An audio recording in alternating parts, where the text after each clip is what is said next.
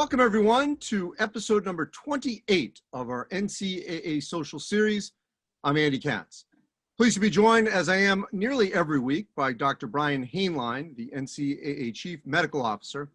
And it's an honor and a privilege to be joined by our next two guests, Mark Hilinski, who is the co-founder with his wife Kim of Hilinski's Hope, and Trey Moses, a former Ball State basketball player who now plays professionally in Portugal.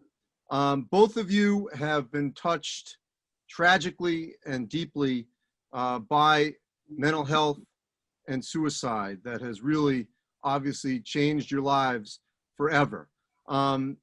Mark, if I can start with you, for those that may not be as familiar with Tyler's story, if you can, as best as you can, just tell everyone what exactly happened. Well, I can tell you what we know. Tyler, my middle son, Tyler, played football up at Washington State, in the state of Washington. And in 2018, January 16th of 2018, we lost Tyler to suicide. We were unfamiliar with any struggles that he may have had. And it was a surprise and shock to his team, his coaches, and his family. We miss him dearly, and we've sort of picking up the torch on mental illness and mental health, and started Hilinski's Hope shortly thereafter. How are you doing? Every day you take it as an opportunity to improve other people's lives. We are very busy. My wife Kim is absolutely on this 100%, and she leads us through, day in, day out of our challenge, really to defeat the stigma, bring awareness, and bring additional resources to campus. And we've chosen to focus on student athletes, not to exclude anybody, but it's just the line of sight that we have and where we feel we can be most effective. And one of the places, as Trey can vouch, is one of the places that's really that really needs some additional assistance. And we're going to dive deeper and deeper, obviously, into this topic. I feel very strongly this is as important an episode as we've had from when we started this at the beginning of this pandemic, and will continue to be a topic that we have to address daily. Trey, if I can, for you, how was your life affected by someone very close to you and suicide?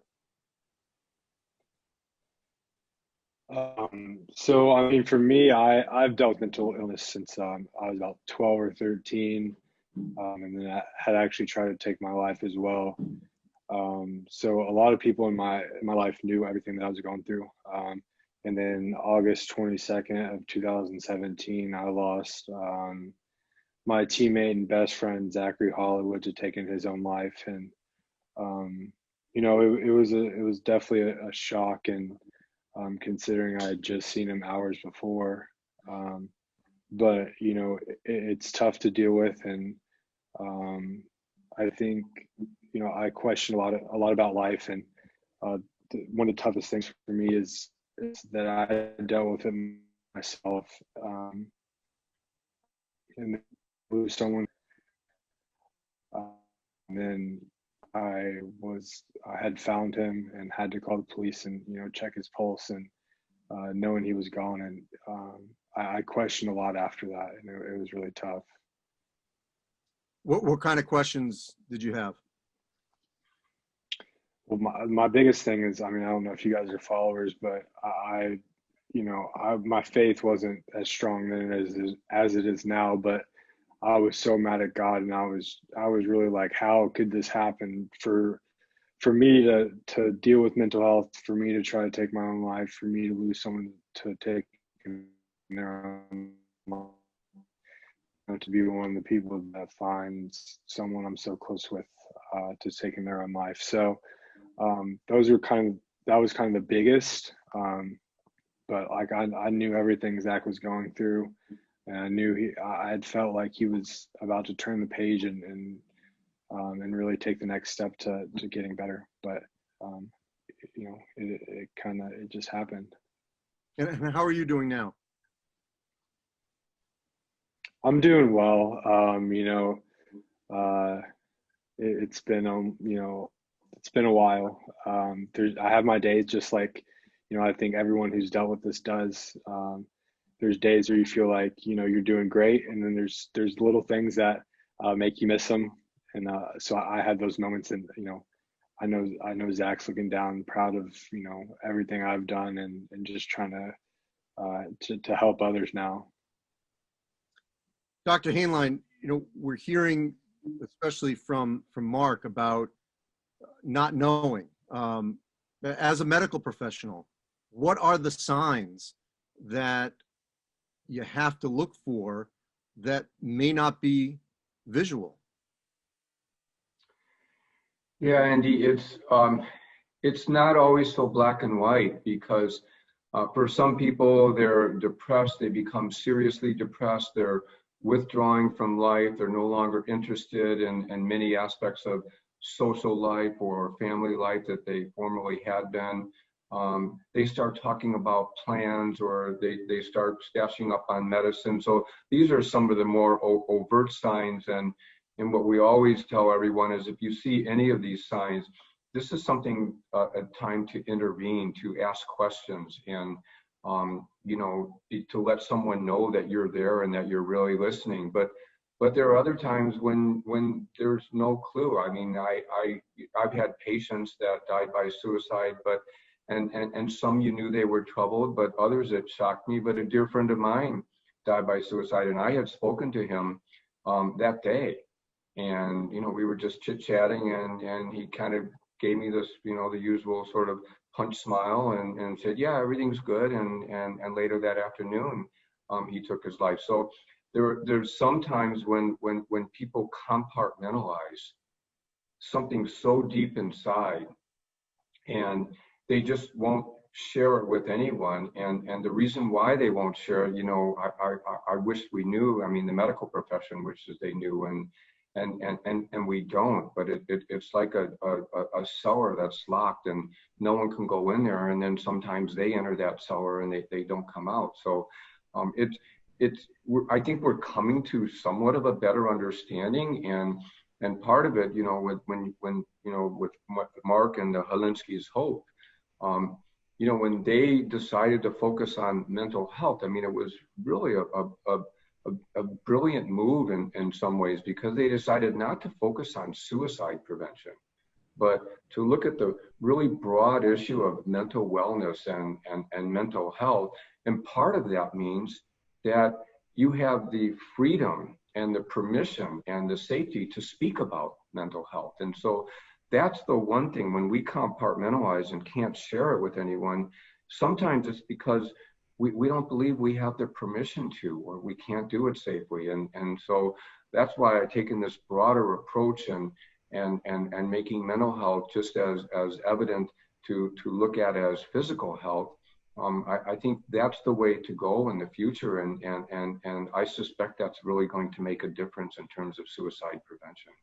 I want to talk about the stigma here momentarily, but first, Mark, when you hear a teenager, a young adult, say that they just feel sad and they don't know why they feel sad, how would you address that, in terms of whether it's a parent or a coach or a teammate, if they're expressing this feeling of sadness and just not knowing why?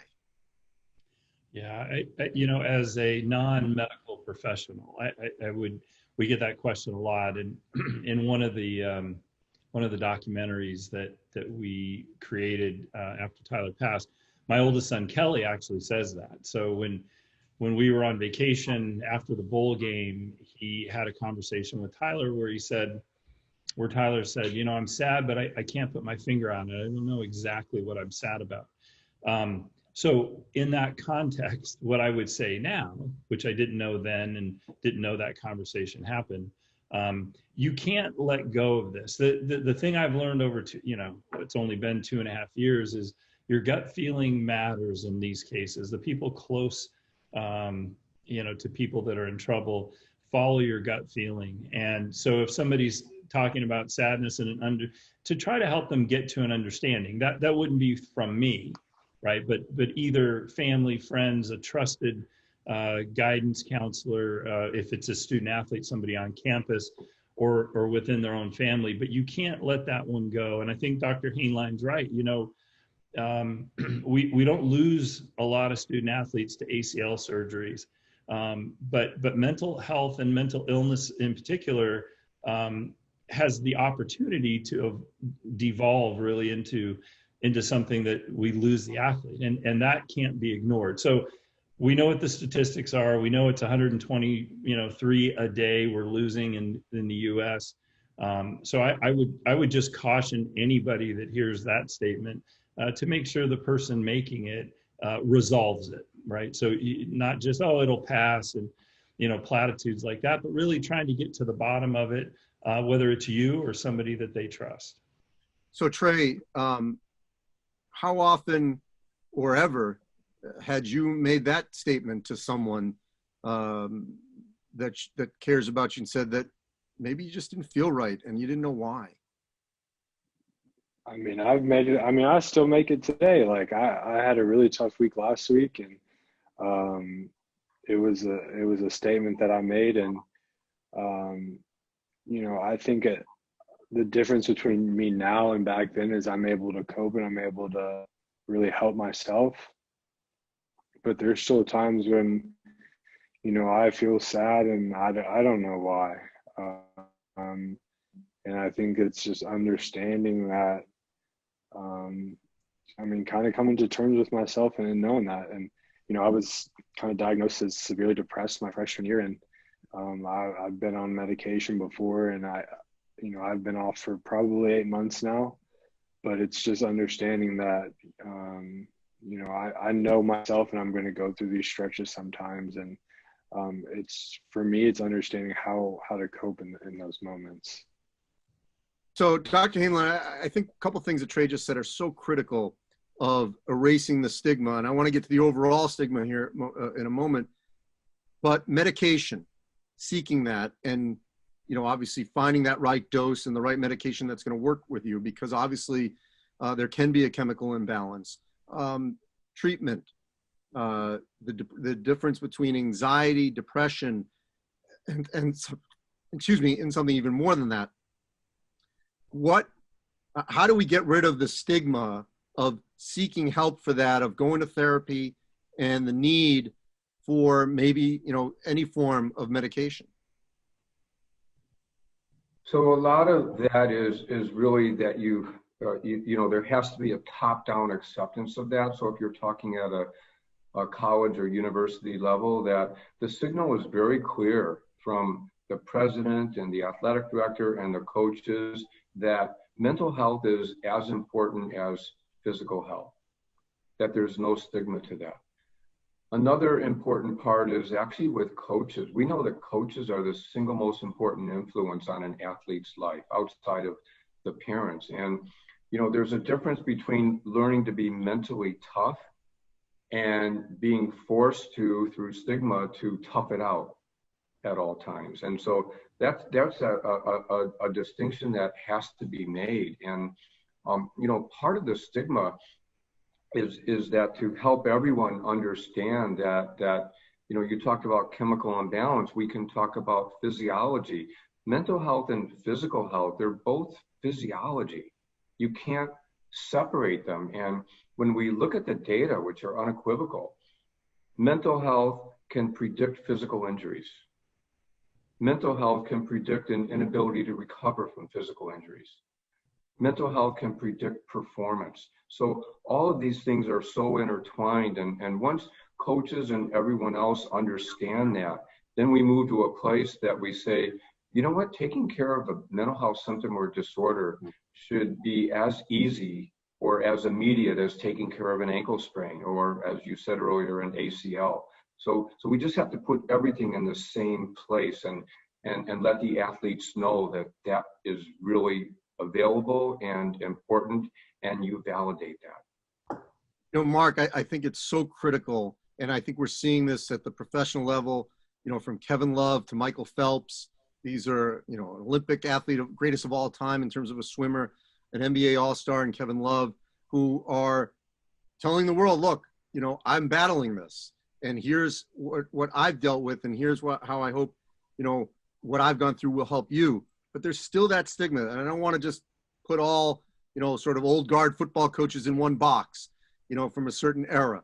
But, your son was big time quarterback, and, that's how could anything be wrong with the big time quarterback, and the acceptance of a coach and an athletic director and the teammates to say, you know what, it's okay to not feel okay.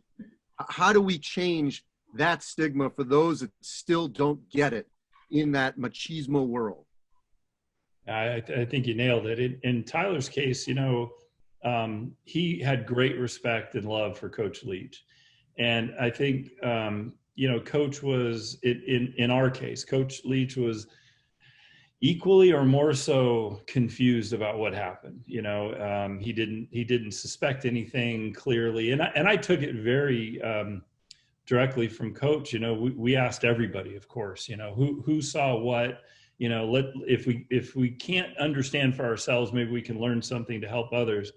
And so I totally agree. And with Dr. Hainline, and the coaches make a huge difference. I think the stigma part, in Tyler's case, we have to speculate a little bit, right? He wasn't diagnosed. But here's what I do know. Here's very quickly. Tyler's roommate was seeing a counselor every couple of weeks. He's been on record to say this. We're not talking out of school. Tyler drove him to those appointments, went and got burritos or burgers or whatever, sat in the parking lot, waited for him. After the appointment, they sat, ate burgers, talked about the appointment and how helpful it was to this young man who had lost his mom very early in life, and drove him home, and they lived together. Tyler knew where to get help. He knew help was valuable to one of his closest friends, and yet it wasn't possible for Tyler to ask for it. And so, you have to speculate. Was he afraid of losing his job? Was he afraid of, what coach might say or what his teammates might think? His personality was, he didn't want to let anybody down. He took losing, unusually hard. But I'd like to throw one more out. You named a couple of leaders in our space, but Dak Prescott just came out and was just as articulate and vulnerable and honest. And those aren't traits that some of the people in our country, associate with leadership, except us, because not only was he struggling, but he lost a brother by suicide. And I think being able to talk from a position of strength, position of leadership, accomplish what you do on the field, despite your illnesses or the things that bother you, and then talk about it, is what we need more of. And I couldn't be more proud of those three. Dak, more recently, but it's a terrific example of how to overcome and how to thrive. And, as Trey said, I'm sure there are days where it's not nearly as easy to talk about, but, we're grateful for that. Trey, that statement that I know that you've made about it's okay not to be okay.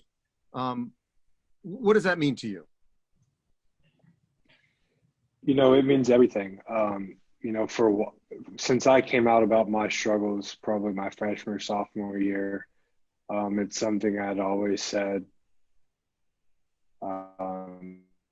It's okay not to be okay.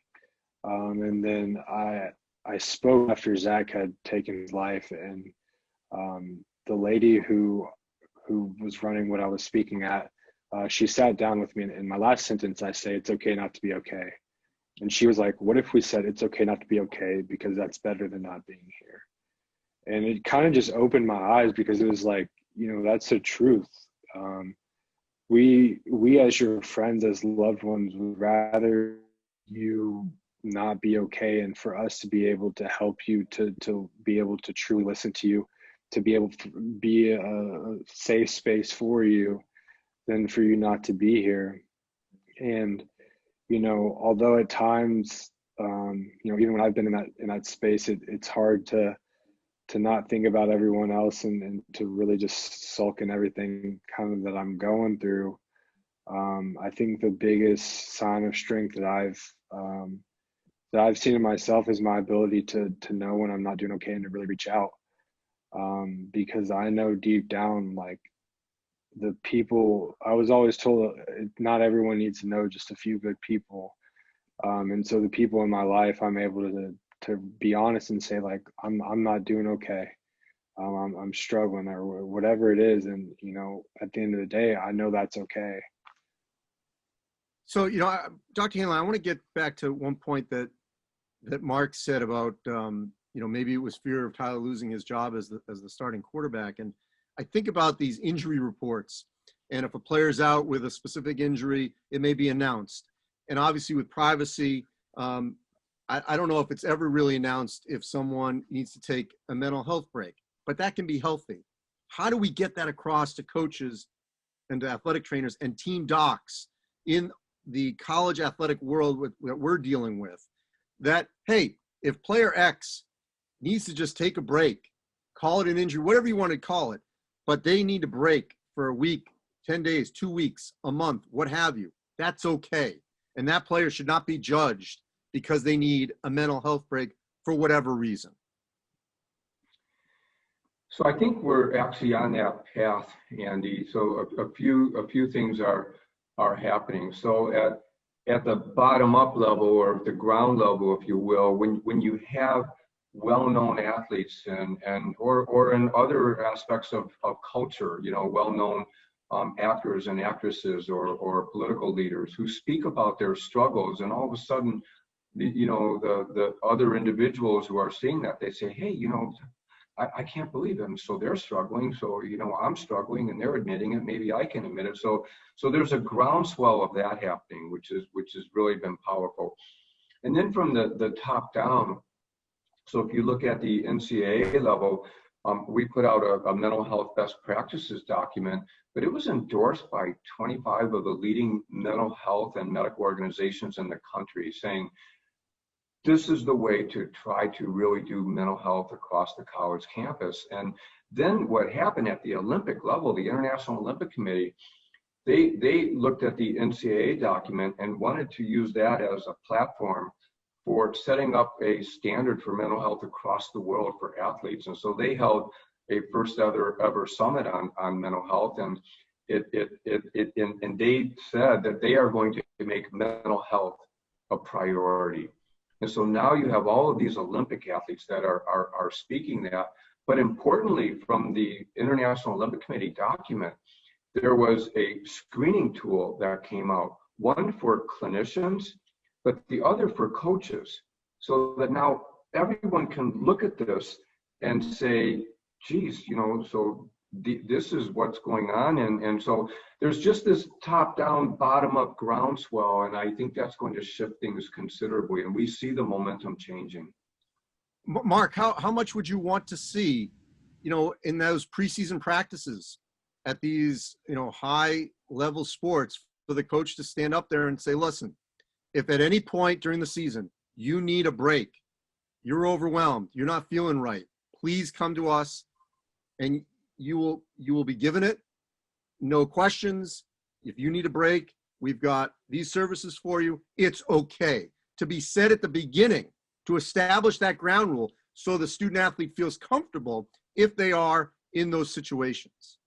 Yeah, Andy, I think that's critical. You know, I think that we've done 100 or more of these, 60 of these in person at different campuses, and you know, the student athletes that stick around, they want to talk about their story, you know, and they do it in private. They're still, you know, I can see some of the faces as I think about them, you know, they pull you to the side, and the overwhelming message is this: we love, hey, Mr. Hilinski, we're sorry about Tyler. We knew Tyler, you know, or we're a terrible story, and everybody's very kind, but then they immediately say, unless my head coach is in on this, it's not going to change. And it's not a cop out, and it's not a tattletale, you know, it's just sort of the reality that or those student athletes live in. And I think, you know, the example is a good one. It gets a little trickier. I mean, Kim and I have talked about this many times. You can't be a professional athlete, an Olympic athlete, even a collegiate athlete, without mental toughness and physical toughness. And those are, but I think Dr. Hainline made a really good point, and we try to make nearly the same one, which is there's a difference from being sad, you know, when you lose a bowl game, or anxious about going on a date or taking a test, and really being crippled by this or having thoughts of harming yourself or others. And when that line gets blurred, on this continuum from mental wellness to mental illness, you have to have the trust in those around you. And the head coach really leads that ship in the world of football and many of our collegiate sports, to feel that you can come to him and confide in that person, he or she, excuse me. And I think the way you described it, hey, you come to us, tell us what's going on. I think the only caveat I'd add is we want to get you help. It's not just enough to stick it, to go hang out for a week or so, because I'm not sure, not being I meant with services. I meant that. Yeah, no, of course. So assuming that anyway, I think it's terrific. And it would speak to what we feel is one of the top priorities as we've talked to many student athletes. That is their number one concern. I'm in, I'll do the training, I'll do the work. But if my head coach thinks that mental illness is sort of, made up, or you just tough it out, I'm not going to spend a lot of time in it, just to be honest. Trey, how much of a difference would that have made for you? And forgive me if this wasn't said to you at Ball State or where you're playing professionally, if that was said at the beginning of, here are the, here's, I wouldn't say ground rules, but here's what we want you to know, that if you're feeling this, you can come to us, take a break, get these services. It's there for you. And we want you to know this here on day one. Although it was never really said to the whole group, I was very blessed to have Coach Whitford as my coach. I remember my freshman year, I was literally just sobbing in the training room before practice. And my trainer and my student advisor were two people that I had trusted to tell to my mental health stuff with, and no one else knew. And then my trainer was just like, man, I think it's time to tell Coach Wood. I think he's going to be understanding. And he came in and talked to me. He gave me the day off, and it was just one of those things. From that moment on, it was every single day he was checking on me. He was checking on all the guys, and there was other guys on our team who were struggling with it as well. Although he never physically or said if you ever need a break, I feel like we all knew it. I feel like if we went up to him and said, hey, I'm really struggling, I really need to take a day or two, he would without a doubt give it to us. I'd say the same for my coach in Bulgaria last year, but my coach currently, I had the same thing happen last week. I woke up and was so anxious and literally shaking, and he came up and asked how I was doing, and I, my typical I'm fine, and he looked at me, and I started crying, and he was just he took me to his office and talked to me, and then he let me go home, and he was we had practice late that night, but he said, I'm gonna have you over for dinner in a couple of days. Had me over for dinner, and those are the moments where although he's not telling me if you need it, you can have it, I feel like if I went up to him and said that, he would let me have it. And I think that's important as coaches, to know that your players trust you in any situation. And I definitely trust, Coach Witt, and I definitely trust my coach now. Well, that's absolutely wonderful to hear that you've had that support both collegiately and professionally. Dr. Hainline, here during COVID, during this pandemic, it is a major concern about mental health. And, once we even get into a season, if a player tests positive and they have to go to quarantine, essentially almost isolation, that can really be debilitating. What have you gleaned from talking to people in the sport, in college sports, of how pressing an issue this is right now during the pandemic? Well, it's a real issue because even short of going into isolation after a positive test or quarantine because someone with whom you've had a close contact tested positive. So when you're alone, you're isolated, you're taken away all of a sudden from that which you love, from that which defines a lot of who you are.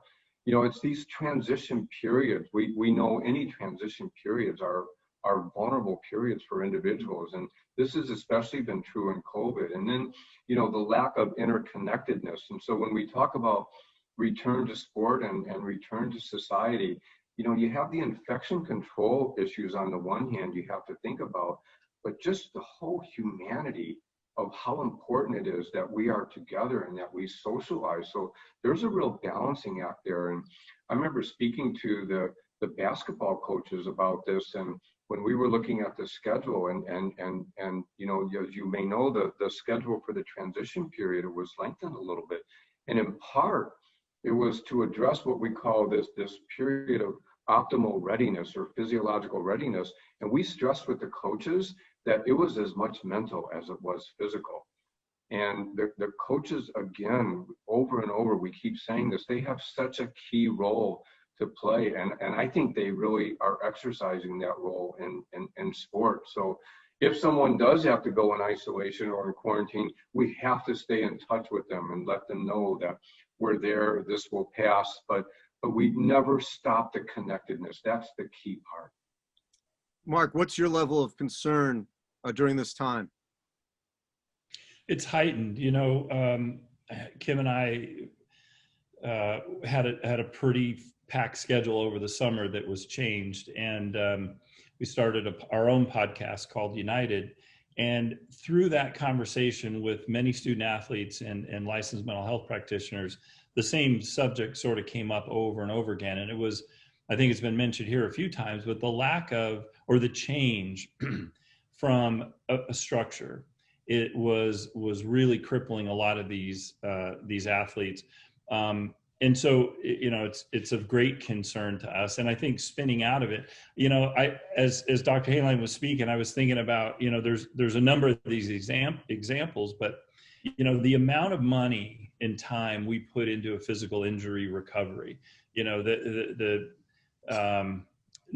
surgeries, sure. The hyperbaric chambers, the so forth, there's not a check that can't be written to, you know, fix somebody in that regard. And yet that same person that goes through the recovery cycle, we've talked to too many that haven't gotten a phone call from the coach, haven't gotten a phone call from the training staff to see not how the recovery's going or when you'll be ready, which there's plenty of those calls. But how you're doing with it. And so in a very small way, you know, COVID is just much bigger than this, but they're sort of out of that same stream. They can't go to class. They're recovering. They're out of contact with their teammates and their friends. They have limited movement, and all of that has changed. And when you think of that, just extrapolate it for COVID, you know, the stories we're hearing is more than a little concerning. Yeah. Trey, you were the 2020 NCAA Inspiration Award winner. How were you able to channel, you know, what you were feeling into working with, you know, children with special needs and just being out in the community when you were in Ball State, if I'm not mistaken, to really sort of help you, your own sort of cathartic process of getting through that initial stage? I mean, I really think I was put here to, you know, to make a difference. And I know that life is bigger than me. At the end of the day, I just want to help as many people as I can. I want to know that I saved one person from taking their own life or whatever they were going through. And I know deep down, like I'm doing more than just one person. But at the end of the day, like that's all I want to do is just help people who don't always get the benefit of the doubt. And I know that's people who deal with mental health issues and people with disabilities. I know, you know, when I started my work with individuals with disabilities in high school, like those kids were being made fun of. Like, you know, I still hear the R word all the time today. And you know, that's something that I wanted to change in the stigma with the R word, just like I want to end the stigma with mental health. And those two are things that are really important to me. Mark, you know, your strength and Kim's strength, your wife, it's unbelievable. What have you learned though about yourself in the last couple of years? Yeah, how much I love Tyler. It shouldn't take, but it takes a tragedy like that to realize how lucky you really are.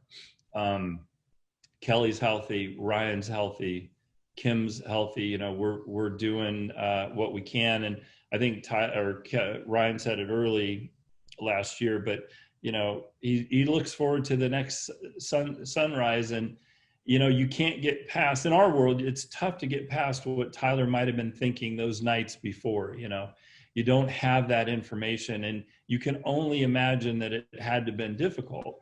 And so, when Ryan sort of said, I can't wait for the next sunrise, I often thought at the time that Tyler maybe dreaded it, and what a difference those kind of thought process. So what have I learned? Miss my guy for sure, but I think we can make a difference. And I listened to Trey and just empathize completely with that struggle in a slightly different way. But I think that's the important piece, is to take the love you had for Tyler and sort of dispense it across multiple people and see if you can help. And there's a lot of folks doing it. We're certainly not the only ones, but I'm proud to be part of that, and I think we're excited every day that we get a chance to make a difference.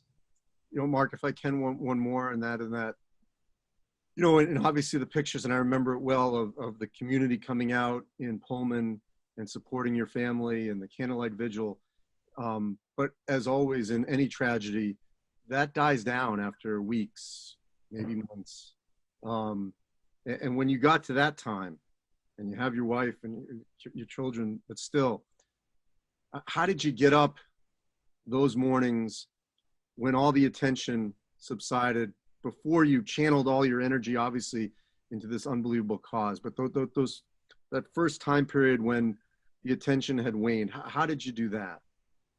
Yeah, I mean, we were fortunate to have great friends and family that took great care of us. And as you say, I mean, it's natural and normal for those things to wane or wane. And I don't recall specifically, to be honest, Andy, but I think what it was, when you suffer any kind of physical pain, you just get by hour, and things will get better. And I had 3 other people, that that counted on me to lead or to join the group, and I think Kim and I at various times weren't that person. And so as you look around, you look at a 17-year-old and at the time 22-year-old, and what they must be experiencing, you just do what you can. And thankfully, Andy, I wasn't struck with mental illness. I'm very sad, clearly, and I'm anxious, for my kids, but I'm not clinically so, and I don't need treatment today, and I'm thankful for that. And I recognize, at least, maybe not to the medical degree anybody else does, but I'm thankful for that. And so I do something with that thankfulness, and that's to carry on. And Trey, what's it been like to see the reaction when you've shared your story over the last few years, and see the reaction from others when you've given so much of yourself and shared yourself, as you see that reaction from your peers? Sorry. That's okay. Take your time.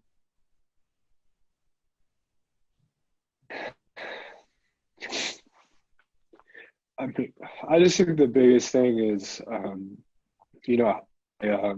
I look at the inspirational word, and, although I didn't do anything to helping others for recognition, just to know that I'm making a difference is everything. I know that's, the way my parents raised me to be.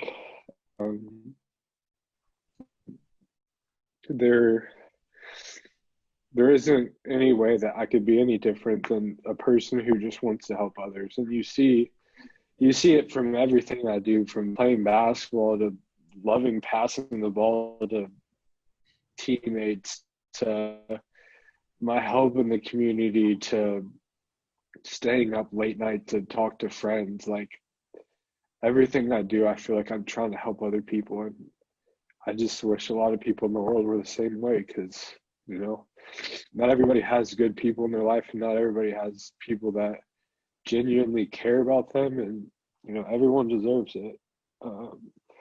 So just to answer your question, it's you know, it's bigger than me. It's bigger than my story.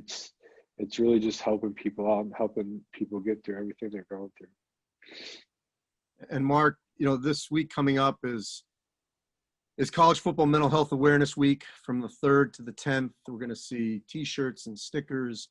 And in watching the video on the Hilinski Hope website, and I mean, you know, when I see those hugs that you and Kim got, you know, from the UCLA players, and I know this happens wherever you talk, just in that moment when you know, complete strangers but peers of your late son, when they're hugging you and that embrace, just what's that flow like through your entire core when you get a hug like that?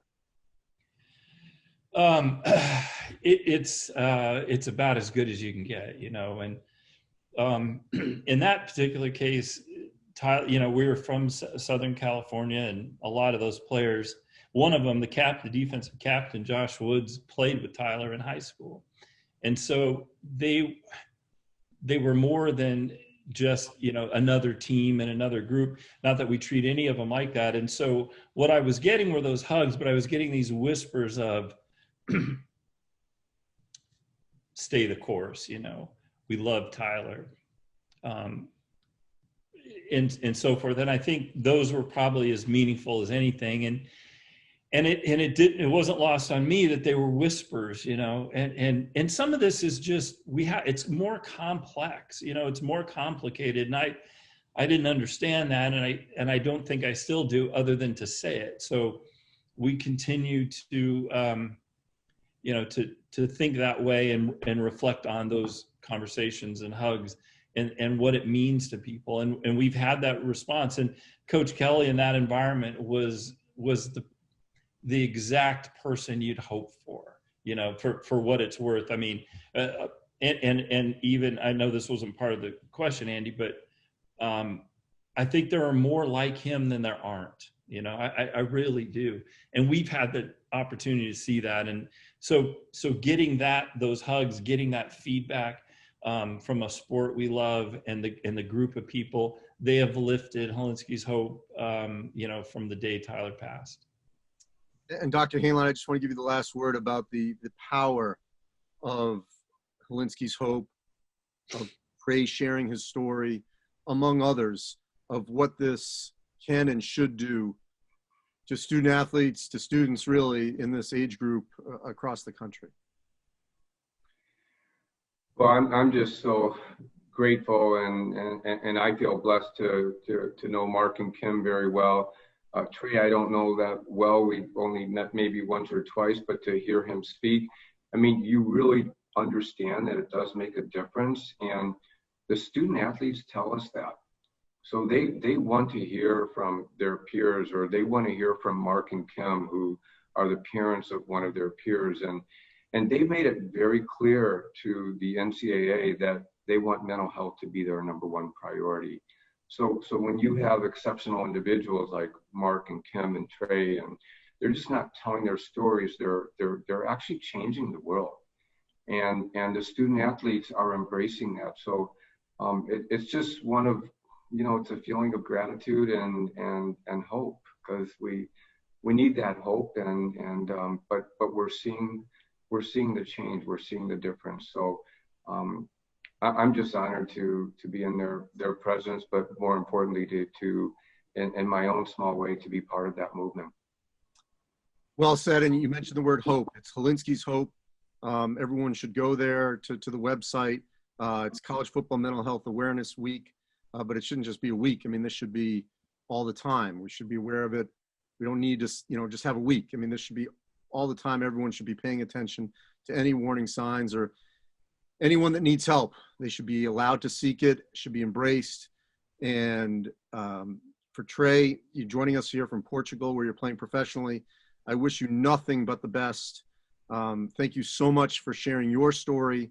Obviously, Mark, if you can, pass on our thankful to Kim, because she's sharing it as well, maybe not in this particular Zoom, but we're just so, grateful for all of you to share your story here with student athletes that are watching and those across the country on what I think has been our most important NCAA social series. And mental health awareness, we need to keep on top of it, to embrace it, to not be ashamed, and to change the stigma from this point going forward.